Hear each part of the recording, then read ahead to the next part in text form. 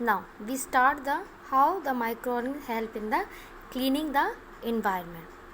Now do one activity also. In 2.5, take 2 pots and fill each pot half with soil.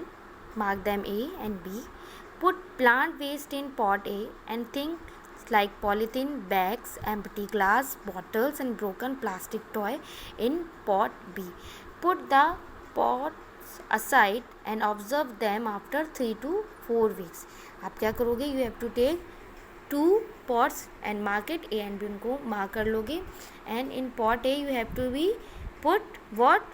With the soil and the plant waste, जो आपके plant का जो waste है उसको रखना है. एंड पॉइंट बी में आपको लाइक वेस्ट पॉलीथीन बैग्स हो गए, एम्प्टी ग्लास हो गई, बॉटल्स हो गए, ब्रोकन प्लास्टिक टॉयज़ हो गए, और उसको 3 से 4 हफ्ते बाद यानी कि इन अराउंड 1 मंथ के बाद आप उसको चेक करोगे.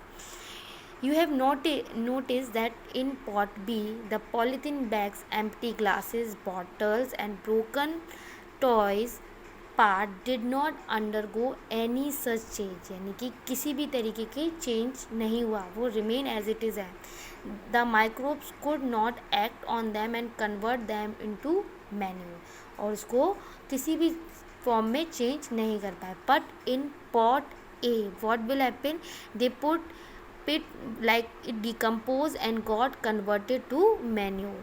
Now जो आपके बैक्टीरिया होते हैं जो सॉइल में प्रेजेंट होते हैं, they generally feed on the dead decaying material, तो उसको वो ईजली इंजेस्ट करके और whatever they excrete out it will changes into the usable form, यानी कि जो it converted into the manure. और these manures are very beneficial, यानी कि हम ये चीज़ जान सकते हैं कि जो भी आपके इट इज़ अ बायोडिग्रेडेबल, यानी कि जो प्रकृति की जो चीज़ होती है वो ईजिली डिग्रेड हो जाती है, यानी कि चेंज हो जाती है. नॉन बायोडिग्रेडेबल है जो लाइक आपके पॉलीथीन हो गई, प्लास्टिक हो गए, वो नॉन बायोडिग्रेडेबल है, यानी कि वो कन्वर्ट नहीं होते. It's take around 400 to 500 year to decompose, यानी कि उसको बैक्टीरिया ईजिली पचा नहीं पाते और उनको कन्वर्ट भी नहीं कर सकते. नाउ हार्मफुल माइक्रो ऑर्गेनिज्म, यार we have discuss about the friendly micro organism. Now we discuss about the harmful microorganisms. Okay, those which are harmful microorganisms we generally we call them pathogen. उनको हम क्या कहते हैं? Pathogen. Some micro organism spoil food, clothing and leather. जैसे कि आप जानते हो कि जो माइक्रो ऑर्गेनिज्म खाने से लेकर कपड़े से लेकर हर चीज़ को ख़राब कर सकते हैं ना, क्योंकि they generally feed on them, क्योंकि वो उसको खाते हैं. Now disease causing micro organism in human. Now we discuss about the pathogen enter our body through the air we breathe, यानी कि जो पैथोजेंस होते हैं, जो माइक्रो ऑर्गेनिज्म होते हैं, वो किसी भी तरह हमारी बॉडी में जा सकते हैं by the air, water, food, like physical contact, किसी भी तरीके से.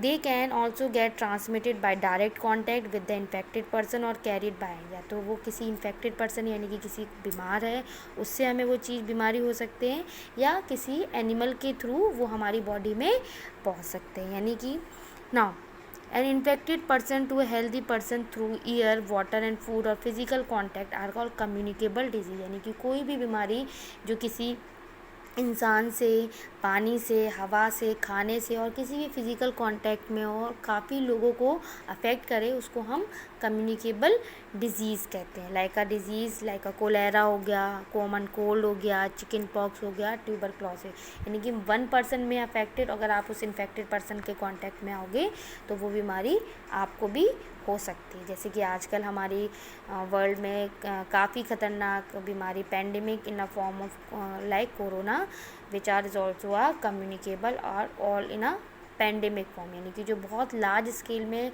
पीपल्स को अफेक्ट करे in generally in a large area in a world, तो it is a pandemic disease. Now when a person suffering from common cold sneezes the droplet of moisture carrying thousands of viruses are spread in air. जैसे कि आप देखते हो क्या कि किसी को सर्दी जुकाम हो जाता है तो अगर वो स्नीज करता है without the covering their mouth with the handkerchief और हैंड, तो उसके जो स्मॉल ड्रॉपलेट्स होते हैं जो वायरस कैरिंग होते हैं वो हेल्दी पर्सन को अफेक्ट कर सकते हैं. ना There are some insects and animal which act as carrier of disease causing micro. कुछ हम ये देखेंगे, कुछ एनिमल होते हैं वो कैरियर का काम करते हैं, यानी कि एक बीमारी को दूसरी तक पहुंचाने का काम करना, उनको हम क्या कहते हैं, कैरियर्स. अब जैसे कि लाइक फ्लाइज जो होती हैं, जो हमारे घरों में मक्खियाँ होती हैं, जो वो भी एज अ कैरियर काम करते हैं. They are sit on the waste things और द स्पॉइल फूड, यानी कि वो कहीं भी बैठ जाती हैं and then it take the germs from there and if they touch it and normally they are sit on the uncovered food, then it will be put the germs on the healthy food. तो when we take this food तो we are also suffered, यानी कि उस खाने को अगर हम खाते हैं, खुली हुई वस्तुओं को, यानी खुली हुई थिंग्स को, ईटेबल थिंग्स को, तो we are affected from the disease. Now when these flies sit on the uncovered food they may transfer the pathogen. Eats the contaminated food is likely to get sick. It is advisable to always keep food cover, यानी कि हमें हमेशा बोला जाता है कि अपने खाने को हमेशा कवर्ड करके रखें, यानी कि उस पर मच्छर मक्खी जैसा कैरियर का काम करते हैं वो ना बैठे ना. Avoid consuming uncovered items of food. Another example of a carrier is a female anopheles mosquito which carry the parasite, यानी कि जो फीमेल एनोफिलस मॉस्किटोज़ होती है वो पैरासाइट को कैरीज करती है जो कि मलेरिया फैलाता है. ना female aedes mosquito act as a carrier of dengue. Aedes जो मॉस्किटो होता है वो डेंगू मतलब आपके स्प्रेड करता है ना. However can be control the spread of malaria और डेंगू. हम किस तरीके से इसको बचा सकते हैं ना. All mosquito breed in water, hence one should not let water collect anywhere in coolers, tyres, flower pot etcetera. By keeping the surrounding clean and dry we can prevent mosquito from breeding. They try to make okay. क्या करना है हमें, खुली चीज़ों पे जहाँ पे पानी कलेक्ट हो सकता है उधर पे पानी को नहीं रखना है, यानी कि पानी को स्टोर नहीं होना चाहिए जिसमें कि मॉस्किटो ब्रीड करते हैं, यानी कि रिप्रोड्यूस करते हैं, जिससे कि उनके जो लार्वा स्टेज में होते हैं वो लार्ज अमाउंट में मॉस्किटो प्रोड्यूस होते हैं and large peoples get affected from this disease. Now